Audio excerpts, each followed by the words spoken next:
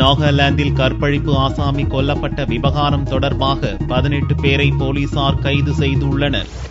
நாகாலாந்து மாநிலம் திமாப்பூரில் இளம்பெண் கற்பழிப்பு தொடர்பாக கைது செய்யப்பட்ட கார் டீலர் சையத் பரீத்கான் திமாப்பூர் சிறையில் அடைக்கப்பட்டிருந்தார். கடந்த வியாழன் இரவு சிறையில் புகுந்த ஆயிரக்கணக்கான மக்கள் அவரை வெளியே இழுத்து வந்து அடித்துக் கொன்றனர்.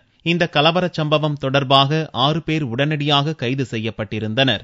ஞாயிறன்று மேலும் 12 பேர் கைது செய்யப்பட்டதன் மூலம் கைதானவர்களின் எண்ணிக்கை 18ஆக அதிகரித்துள்ளது. சையத் பரீத்கானின் சொந்த ஊரான அசாம் மாநிலம் கரீம்கஞ்ச் நகரில் வசிக்கும் அவரது குடும்பத்தாரிடம் சனியன்று உடல் ஒப்படைக்கப்பட்டது.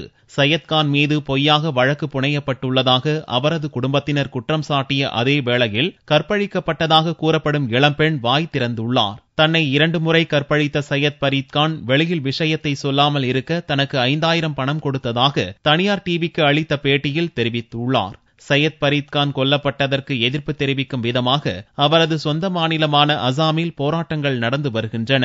கொலைவெறி கும்பலை அடக்க தவறிவிட்டதாக நாகாலாந்து போலீசாரை அசாம் முதல்வர் தருண் கோகாய் குற்றம் சாட்டியுள்ளார்.